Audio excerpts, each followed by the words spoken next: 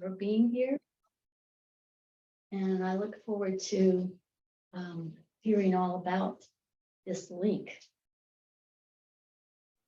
Thank you so much for your words, and thank you for the shared practice. I always love to sit in meditation and come to rest before speaking, and so great to see you, the Sangha, again.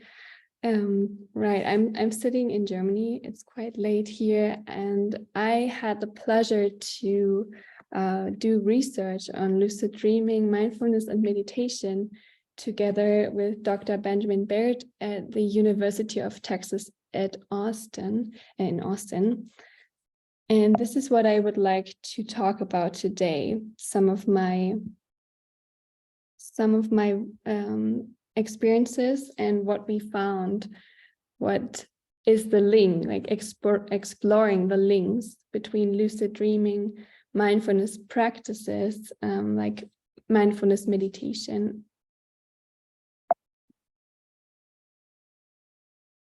First, I would like to start, because maybe some of you haven't been here for my first talk, with some definitions, and to kind of give you a picture and overview how we think that mindfulness and lucid dreaming and meditation practices are linked. So there are different definitions in the literature. Mindfulness means paying attention, being fully aware of what is happening both inside yourself, in your body, heart, mind, and outside yourself in your environment. Mindfulness is awareness without judgment or criticism. Then there's a famous definition from Thich Nhat Hanh. Mindfulness is the energy of being aware and awake to the present. It is the continuous practice of touching life deeply in every moment. And then I want to kind of boil it down to what I think is really important when connecting aspects of mindfulness and mindful experience with lucid dreaming during the night. It's becoming aware of all inner processes, thoughts, sensations, emotions, every moment by moment.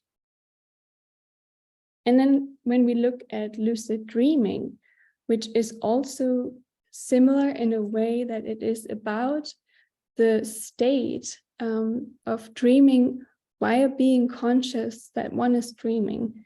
Maybe some of you have experienced a lucid dream already. Maybe some of you have practiced lucid dreaming already. And what is remarkable here as well is that this being aware of the fact that one is dreaming while still being asleep resembles some of the definitions of becoming mindful of the momentary changes in experiences. To kind of start with a short introduction, there are two different types of lucid dreams. And then there are several lucid dream induction methods to train to become lucid. And the wake-initiated lucid dreams, their participants and people can actually stay conscious in the process of falling asleep. And when we look at Tibetan dream yoga, some of these practices or some of those really advanced practices are well known for Tibetan monks. And then what is most commonly known and also trained are dream-initiated lucid dreams. That is the moment of becoming aware of the fact that one is dreaming while still or already being asleep. And then as we had the pleasure to practice and experience it today, there are specific mindfulness meditation practices, and they can be due to different activational states, like sitting meditation, which are different from breathing techniques or walking meditation. And so the literature there, they have tried to kind of classify, because there's so many meditations and different practices and different traditions and frameworks. So Dr. Baird and I kind of tried to pick out some of the most famous ones or that ones that we think most of the people have already practiced. And in a study in 2019, Dr. Baird was able to show that long-term meditators, people that have lots of experience, have actually more lucid dreams, naturally occurring lucid dreams, compared with meditation beginners. And they also showed some higher scores in some mindfulness traits, like acting with awareness or decentering. So we thought that there are specific types and specific qualities that can be trained during specific meditation. So we thought that especially when one has a really open and broad mind and kind of being the observer and stepping back, becoming aware and looking at emotions and thoughts without attachment, and also becoming aware of every change that is in the mental state or in the bodily state, that this would also be associated with having more lucid dreams. Then we also looked at some other types of meditation, and we tried to compare meditators in their lucid dreaming habits and experiences. I just have to mention one more important aspect, which is meta-awareness or metacognition. And meta-awareness is the ability to take explicit note of the current contents of consciousness. And maybe you can already hear that there's a really strong similarity of meta-awareness to what we have heard about the definitions of mindfulness. So researchers have already concluded that meta-awareness is an essential role as a cognitive process to gain and enhance and stabilize and control mindfulness.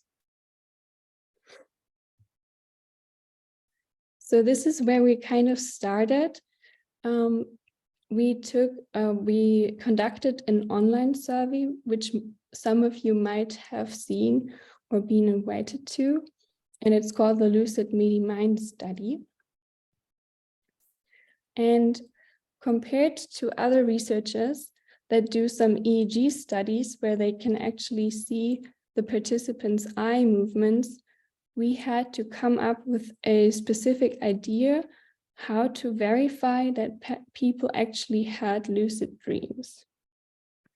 So what we did, we asked all the participants to tell us how they knew in one lucid dream, how they actually knew that they were dreaming.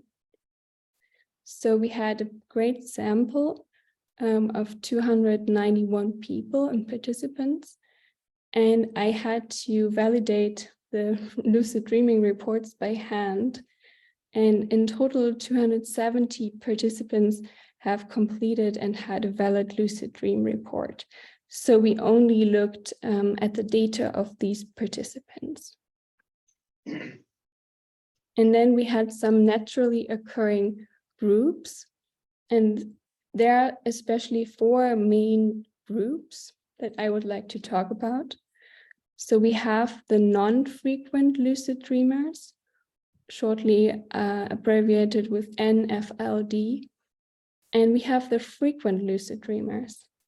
And we considered frequent lucid dreamers everyone who has at least a lucid dream at least once a week, which is quite regularly.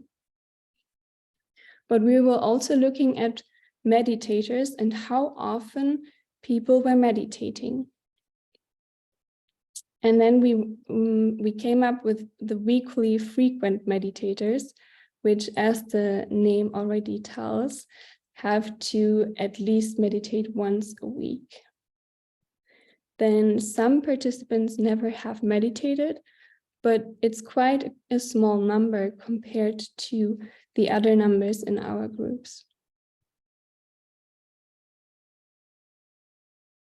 We conducted a quite rigorous online survey, so there were lots of different instruments in it.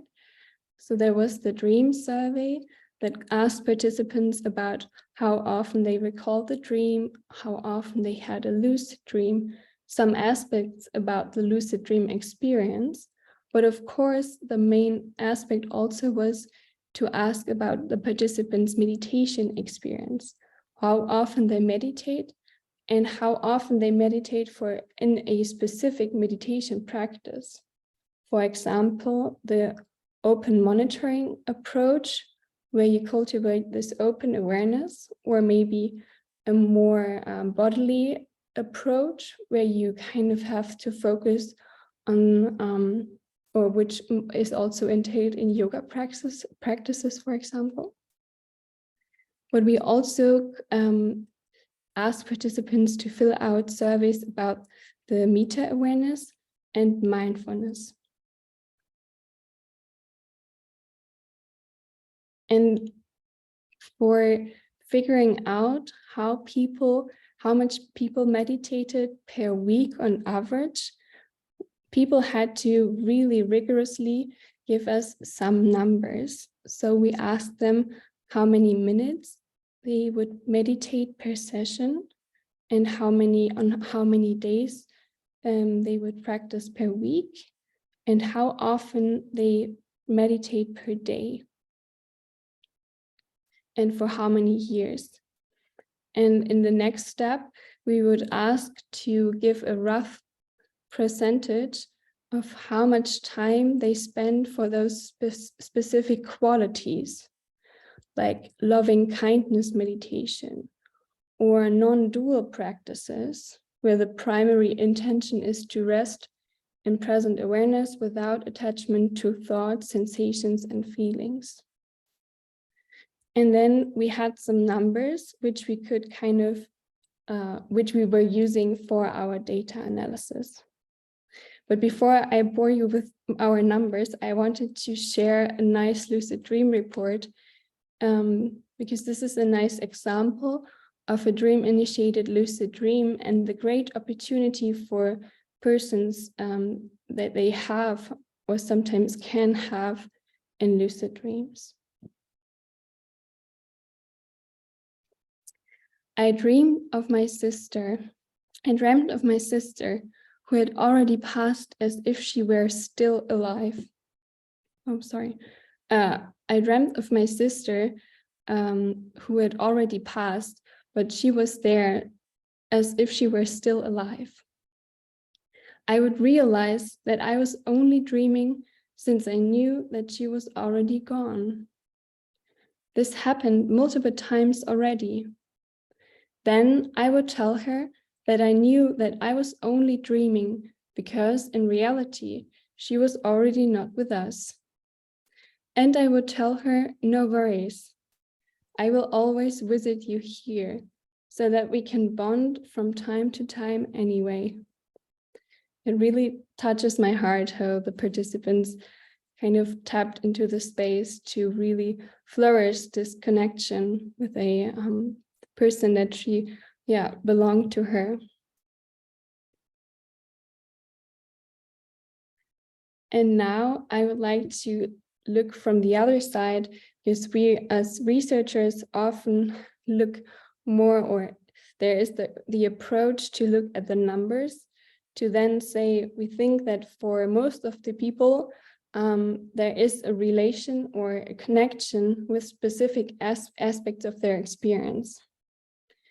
First, our findings did not indicate that frequent lucid dreamers who were weekly meditators compared to non-frequent lucid dreamers who were weekly meditators, they didn't differ in the practiced meditation time for those different aspects or different qualities in meditation. When you look at the numbers, you actually can see that the frequent lucid meditators descriptively had a higher mean in each of these practices compared to their non-frequent lucid dreaming counterparts, but it didn't get any significant effect. So we cannot really tell if there was really a difference between these different qualities in meditation, or at least not in the practice time per weekly, the weekly practice time, sorry. But when we were looking at the number of lucid dreams in the last 6 months, and we didn't only ask the participants how much time they spent per week or per month, then we saw that there was a small but significant relationship between open monitoring meditation. That means for us that having more lucid dreams in the last 6 months period is significantly associated with meditating more meditation practices that are classified as open monitoring meditation. And since this is a correlation, I cannot say if you meditate more often open monitoring meditation, you will have lucid dreams. But we do see that meditating more in this open monitoring state, or with these qualities that come from open monitoring meditation, could actually lead is at least associated with having more lucid dreams. Also, what I would like to mention, that only daily frequent meditators, people that at least or meditate multiple times daily, they actually have more lucid dreams. What we do not know if they have them just naturally, or if it's, for example, dependent on how much they also want to have lucid dreams. But what we could also find is that some aspect of mindfulness actually significantly differed for different groups. When we look at weekly frequent meditators, they seem to be not as highly reactive. That means they have lower scores for non-reactivity. And what that means is that they have more the tendency not to allow thoughts and emotions to come and go without getting caught up in them or having too much of an attachment.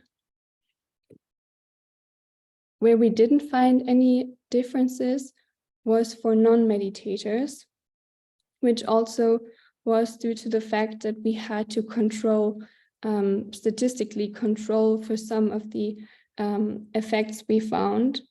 So maybe if we do another study, we can say that there may be also other aspects of mindfulness which can actually be enhanced only by frequent lucid dreaming. One of the last main finding that I would really like to emphasize here is that we found this connection of meta-awareness, which I mentioned before, that for especially daily frequent meditators, but also for weekly frequent meditators, they had the highest scores in meta-awareness, which we also saw was really important for mindfulness, or kind of controlling or becoming more aware of the states that are, or becoming more aware of the inner sensations and thoughts and feelings, which is the definition of mindfulness.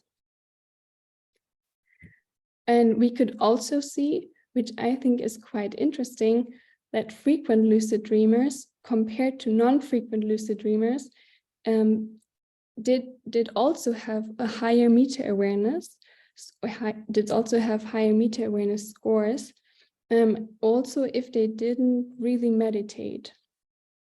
So it seems to me, or to us, that meta-awareness can be enhanced, or maybe is the byproduct of doing rigorous and frequent lucid dreaming practices, but also and especially through mindfulness meditation. But we also have to keep in mind that our method is kind of has really boundaries. So I think it's always important to do a critical review of the methods. So we had 2 different measures for lucid dreaming frequency. We asked participants how often they do lucid dreaming per month. And we also asked for the number of lucid dreams in the last 6 months period. And both of these measures are not really strongly correlated or strongly related. So there is still different aspects which not both of the variables can really measure. So there has to be more research in this direction. And then also, if people have to fill out survey and it's based on self-assessment, then it's always prone to bias. For example, social desirability bias, that one would like to give more or better answers than they actually would give in a reality. And we didn't do an experiment or any treatment yet, which is also one of the aspects which I really would like to do in my next project, to actually look at specific mindfulness practices, maybe some specific meditations from specific frameworks that could actually guide people to experience lucid dreams. And I would be also interested to look more into the phenomenology of lucid dreaming and Tibetan dream yoga, but I'm still continuing to learn and to grow, hopefully. So maybe I can give another talk at another time and I have more information about that part. I hope that you got some of the aspects that I could transmit some of the aspects that we found and some of the links. And yeah, here are some recommendations if there's anyone interested in getting more and deeper into the connection from a practical side. And then I would like to thank you and say namaste to all of you, and open up the room for questions. And I think, June, I think I can see your hand. Hi, Elena. So good to hear your talk. Can you hear me okay? Yeah, I can hear you. So okay, great. Cool. Here. Yeah, I snuck away from my training with a permission to hear your talk. And I'm so glad I did. And yeah, I'm excited to hear that there's a future study in plan. So my question is, so after your talk, I've had my first like lucid dreaming and I was so excited. Yeah. And I was like, all right, this is the beginning of the journey. But actually, that was only that time. So I'm curious about the frequency of lucid dreaming. Like, is that increasing? I guess it's not really a linear. Is there any studies on patterns and frequency of lucid dreaming that you could tell us about? Do you mean in the sense of how often it could come if you try to practice, or if you practice induction techniques, or just naturally occurring? I guess that's a good distinction. I guess I was thinking more in terms of if you practice, does the frequency of lucid dreaming tend to increase in like more predictable fashion, or I was just curious if that makes sense. Yeah, thank you for your question. It's actually, I also have another model in my paper that will be published next year that will also explore this aspect. So if people or participants try to induce lucid dreams more often, this is the strongest predictor for having more lucid dreams. I cannot really tell you, because I think on one hand, it's really individually. It depends on if you meditate or not. It depends on so many different aspects and factors. There are even some personality traits which are linked to more or less having more lucid dreams or not.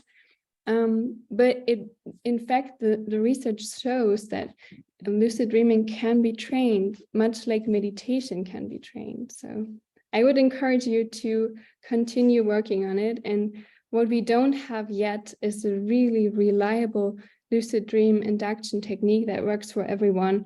We don't have the pill yet. So thank you for your. Yeah, thank you so much.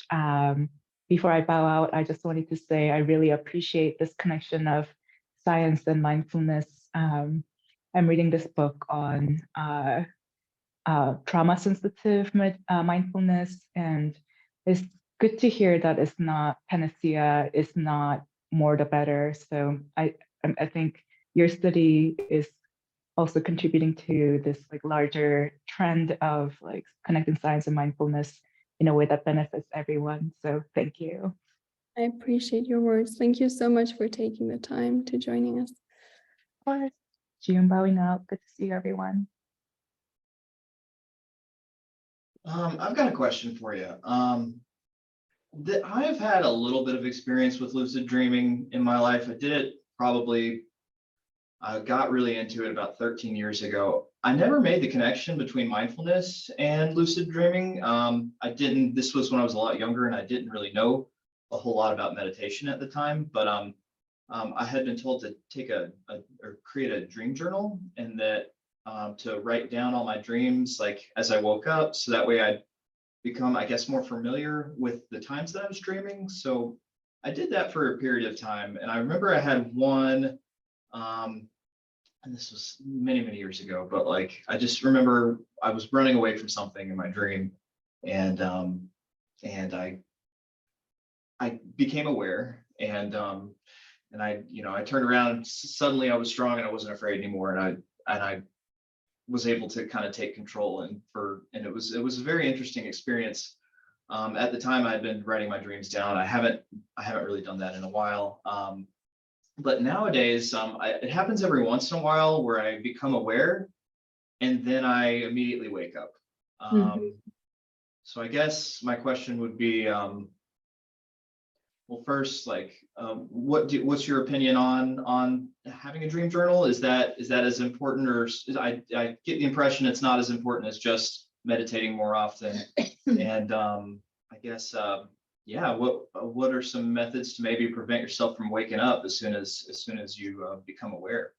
Thank you so much for sharing your experience and the great question. So as you mentioned, the dream journal is the basic and the most important, I think, basis to tap into lucid dreaming, because having more, at least remembering more dreams is so vital and so important, because it wouldn't make any difference to have more lucid dreams if one cannot remember them.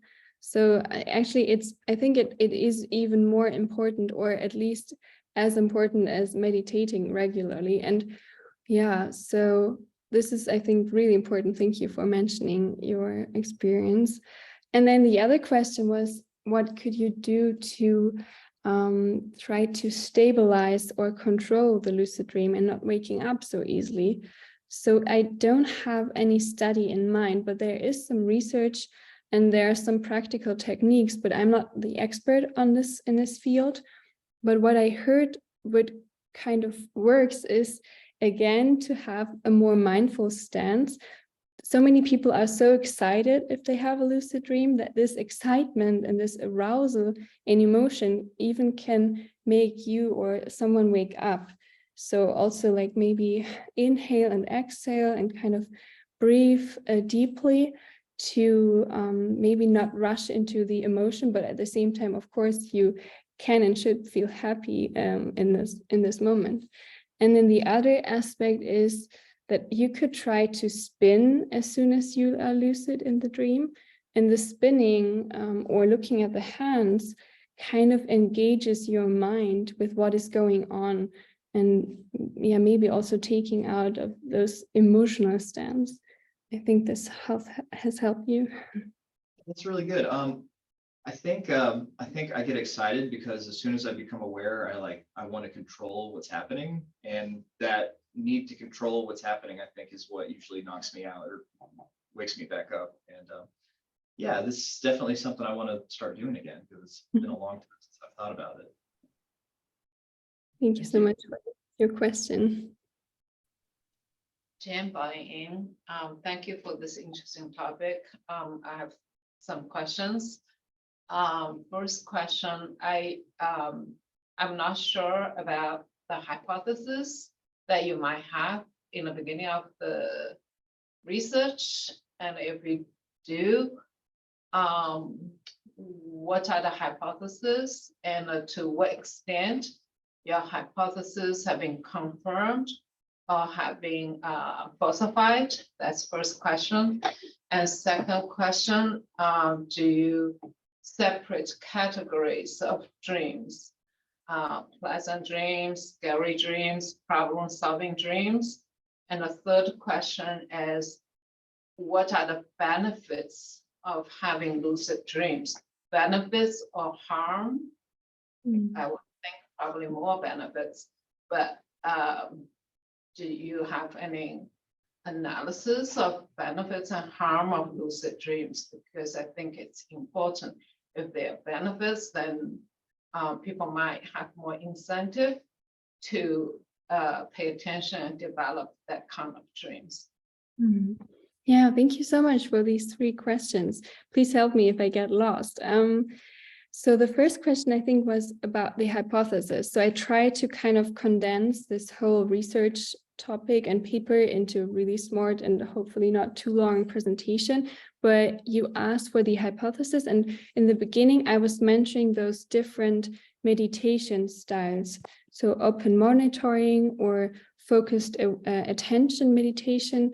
We also had 3 other meditation we classified, which is more loving kindness or emotionally toned meditation, and also non-dual meditation, which I mentioned shortly, and also meditation, which is more related to find the nature of the mind, to kind of step into this who am I technique. And we thought, or we hypothesized, that open monitoring and focused attention meditation would be correlated and predicting lucid dreaming frequency the most, not as much as the other techniques, but and the hypothesis got somehow confirmed. We see a small correlation with open monitoring meditation, but we couldn't find any significant differences in the time that meditators spend in those meditations, depending on if they were frequent lucid dreamers or non-frequent lucid dreamers. But overall, over the whole sample or the meditator sample, they, if people meditated more often open monitoring meditation, which is the stance of having the awareness to observe what is changing in every moment, which is kind of related to mindfulness, the definition itself, then they were also showing more lucid dreams, like in general or in average. And the second question was about, I think, the categories of the dreams. So we didn't, I showed you one lucid dream report, but we didn't really use the valence of the lucid dreams. I just had to check if people really had a lucid dream in order to really make sure that I can use the data for lucid dreaming research. So that's a good question. And there are people who are kind of really looking at the qualitative approach or phenomenological approach of what kind of dreams people had, but this wasn't our main focus, so it's not really in our study entailed. And I think the last question was the benefits of lucid dreams, right? So there are, I think, 2 or 3 studies which are making people more cautious about lucid dreaming. For, I think, 30 or 40 years by now, we all thought lucid dreaming is super great for everyone, but there are some contraindications, especially people who have a hard time sleeping maybe should not try to induce lucid dreams, because as you just mentioned or heard, that sometimes people wake up, or sometimes people experience that they do not sleep that well because they try to become lucid during the night multiple times. But I think personally, and what I also see in most of the data is that people really love to become or to get into this state of lucid dreaming, to do many different things, like pleasure things of flying or dancing or meeting people like deceased, we have family members. And I think it can also be helpful for spiritual growth. It's so interesting, I think, to try to meditate in a lucid dream, which I haven't done yet, but I would love to do it. So yeah, I think there are both sides, as always in life. Yeah. Thank you for your question.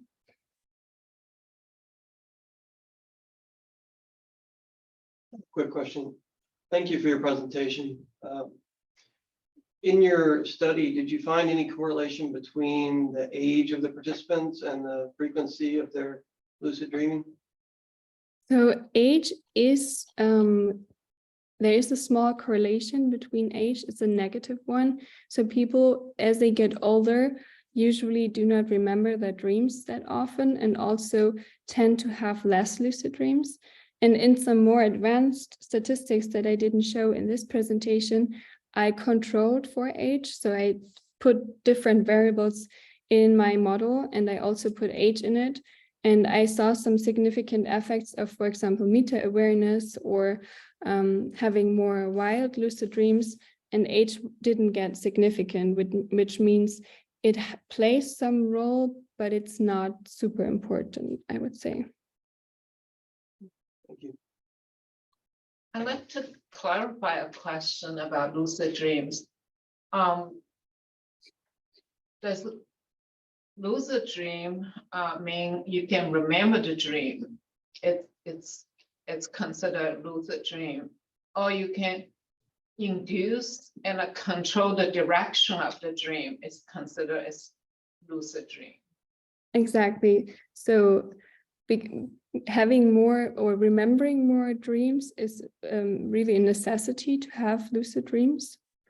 But the definition is like being aware, like really knowing in a dream, wow, I'm dreaming right now. I can control, or I can observe, or it's really about this awareness, meta-awareness, higher order consciousness, that ordinary dreams lack, because we are so attached in the emotions and in the plot of the dream, of regular dreams. Does that make it clear?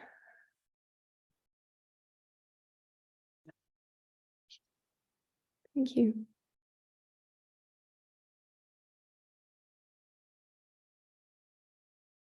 I have a question. I'm curious, how did you get interested in this topic? Thank you. Yeah, I mentioned during my first talk, I think in May, that I kind of wander on the spiritual path for quite a while, since I was quite young, and I always loved to try to build up a really rigorous meditation practice, which is going in waves. Like sometimes I do daily frequent meditation, sometimes I cannot manage it. So I really enjoy meditating with a Sangha.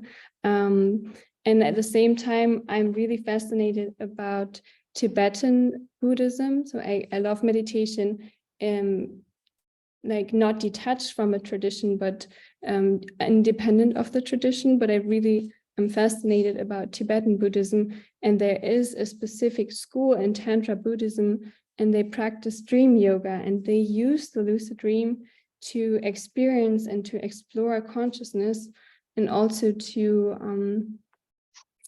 practice the bardo, like the moment of transitioning to the next life. So I'm really curious about all these different aspects of consciousness from a practical and scientific approach. But I'm also becoming a psychotherapist, and I'm a hatha yoga teacher. So it kind of brings everything together for me. Thank you. Thank you. Any other questions? Or comments?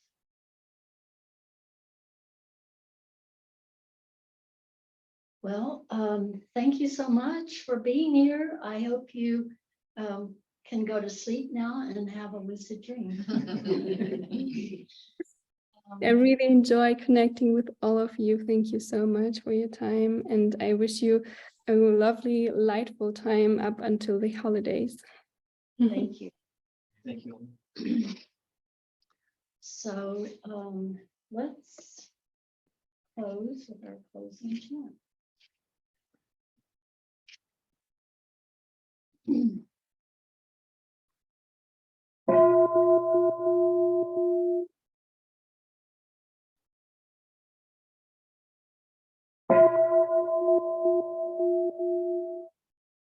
Countless beings we vow to free, ceaseless afflictions we vow to end, limitless truth doors we vow to open, the deepest paths of awakening we vow to realize. I forgot about announcements. I don't even know if there are any.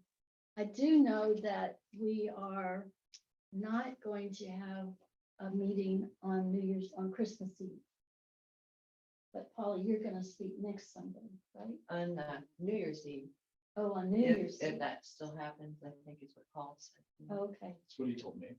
Well, I guess, you could let us know if you're interested in a New Year's Eve meeting. I'll be here. But I don't know of anything else that's going on. Do you, Cornell? June is already gone, but we're still in our end of year fundraising, because we're still negative for the year. And we'd like to actually be positive for the year, meaning past negative. So that's still going. Okay. That's what I got. All right. And I know we all know we need more volunteers, but we're very, very thankful for those of you who do volunteer. All right, well, have a safe trip home and we'll see you next week. Thank you.